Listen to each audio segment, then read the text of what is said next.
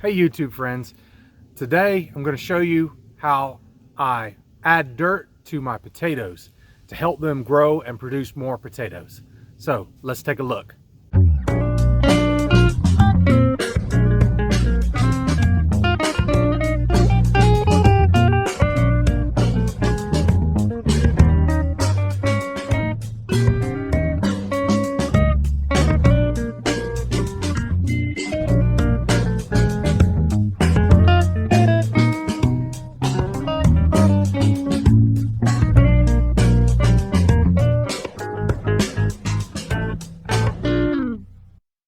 A few weeks ago I made a video about how to grow potatoes in 5-gallon buckets, and I go through the entire process of how to do that. Well, we're at a stage now where the potatoes have broken through the soil, they have come up and are spilling over the outside of the bucket, and so we're going to fill in the bucket with dirt and fill it up to within about an inch of the surface of the bucket, and that is going to help give the potatoes even more room to grow underneath the soil. It's going to protect the potatoes that are forming from any sunlight coming down and filtering on and spoiling the potatoes.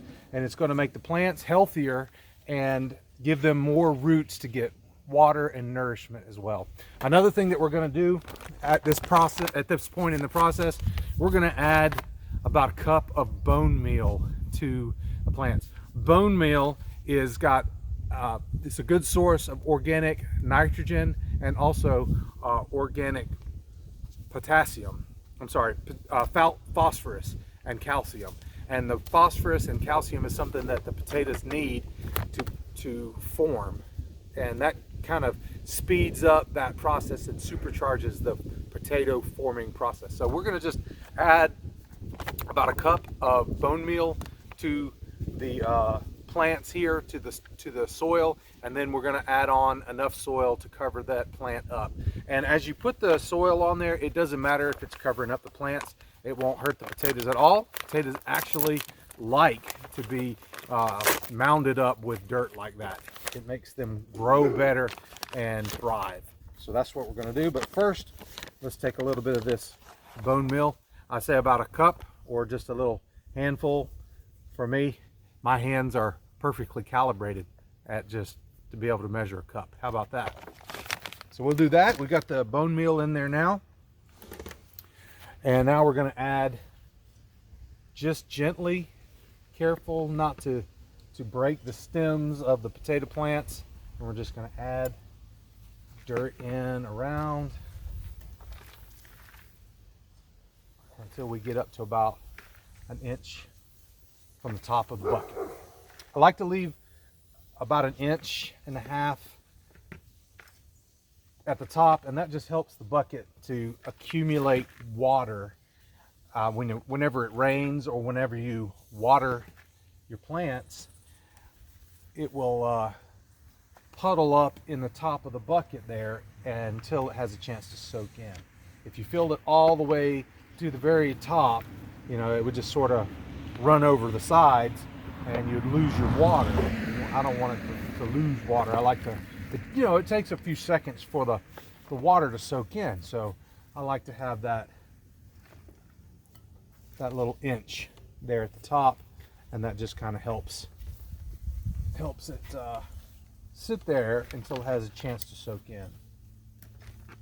One of the good things about growing in buckets like this.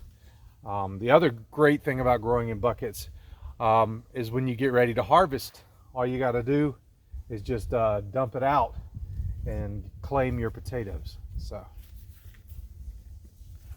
So there we can see we just kind of got it to about 1 inch from the top, and everything's looking good.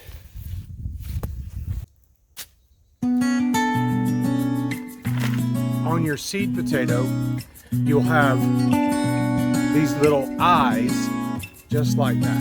It's got that right there, and that is going to be a plant.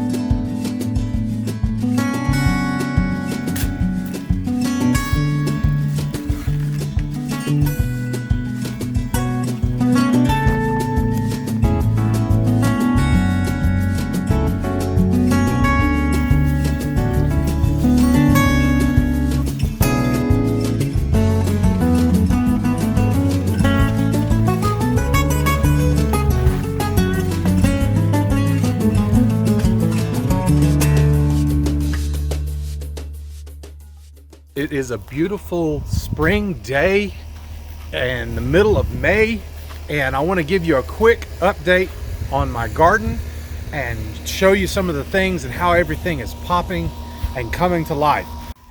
We have strawberries that are coming in.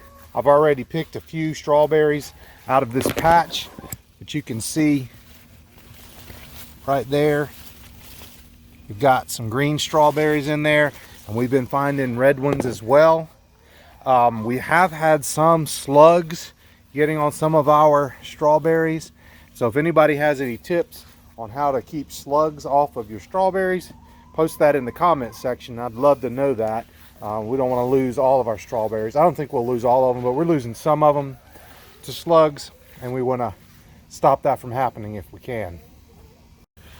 We planted tomatoes from our seedlings that we started inside, and they are now growing well outdoors, and they're starting to pop.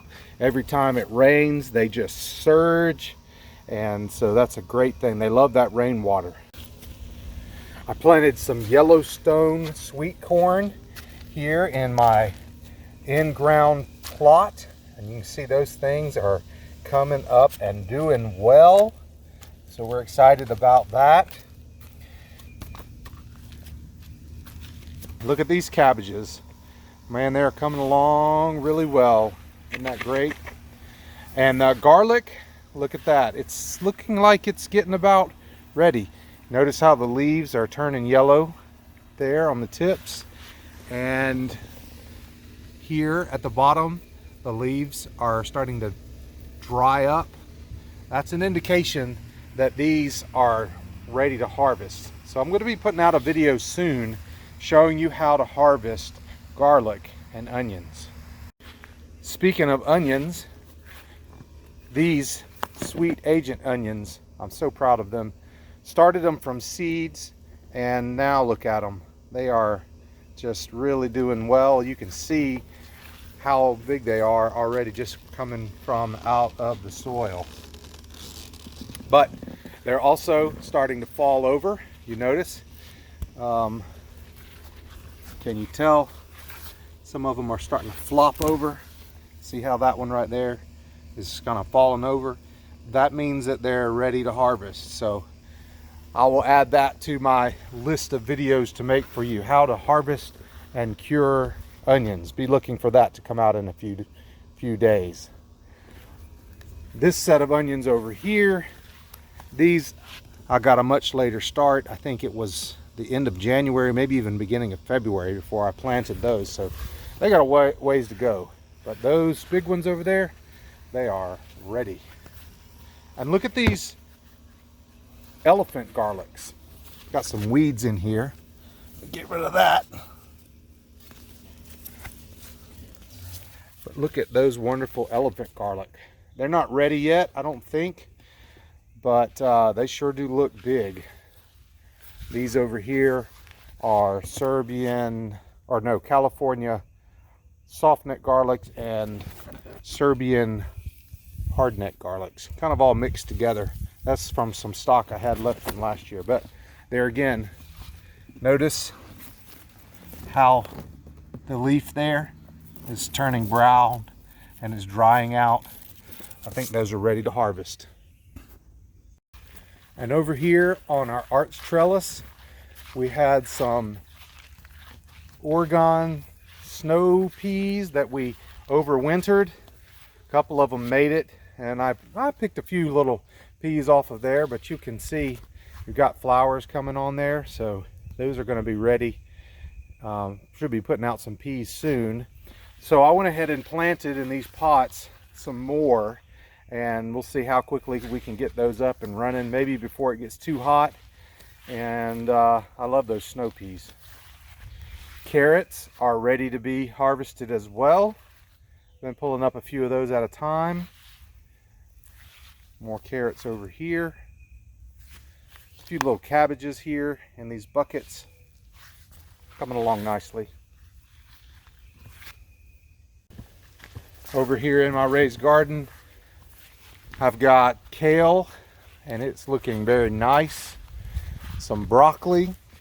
think I let that broccoli go a little bit too long. That's what it looks like. See how it's got a flower coming on there, and the heads are kind of spread out, not nice and tight. Oh well. And these are Brussels sprouts. Man, look how big those things are. Haven't got any Brussels sprouts on them yet, but do have some beets coming up here. My wife's zinnias are doing really well. Pretty, aren't they? And she has some more seeds that she planted, some direct seeds of some zinnias that we put in from Baker Creek.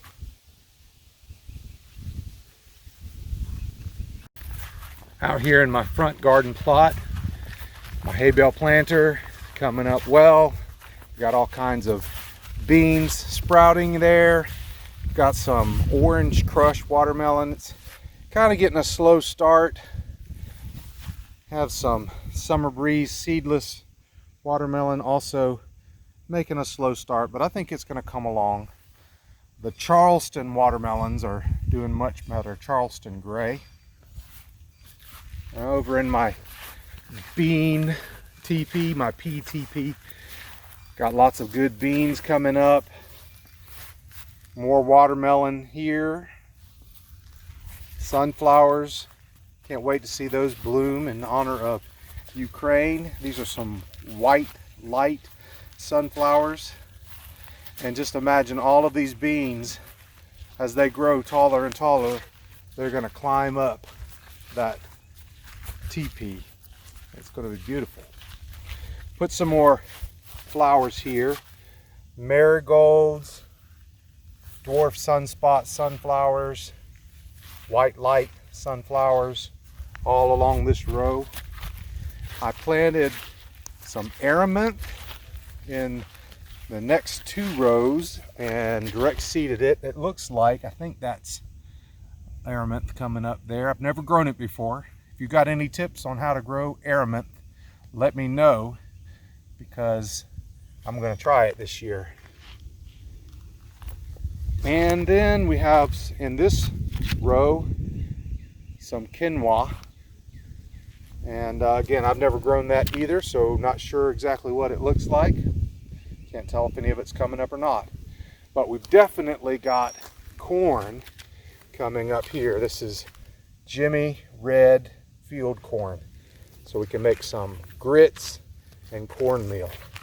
And one of the things you got to constantly do is just stay on top of pulling up the weeds.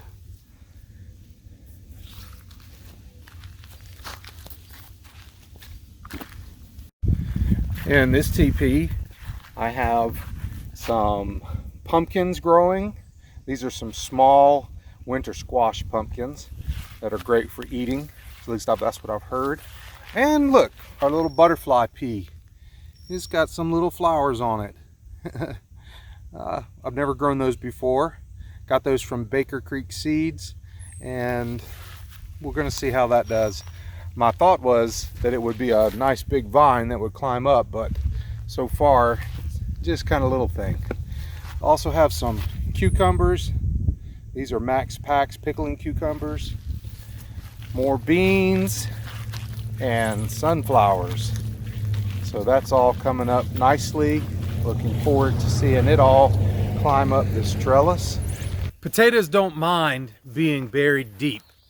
The deeper you bury them, they just keep putting out roots. And those roots help to sustain it, along with the energy that is actually in the potatoes. They can endure a lot. They can endure a lot. Even I lost one year. I planted my potatoes a little bit too early, and a frost came and completely killed the plants above the surface of the soil. And I thought, oh great, I've lost my crop. But I didn't, because the plants just kept coming up. They drew from the energy in the potatoes below the surface and the nourishment in the soil through the roots.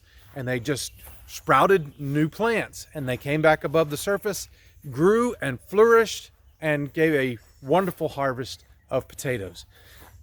Potatoes don't mind being planted deep. It's a benefit to them. In the scriptures of the Holy Bible, in Proverbs chapter 12, verse 3. It says, wickedness never brings stability, but the righteous, the godly, have deep roots. And those deep roots can sustain us. If you take a shortcut and you cheat and you bend the rules and you scheme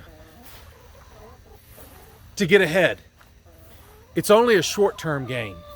Even if you don't get caught, it might benefit you immediately in the short term. But in the long term, you're not going to have stability from that. That wickedness is going to come back and bite you at some point in life.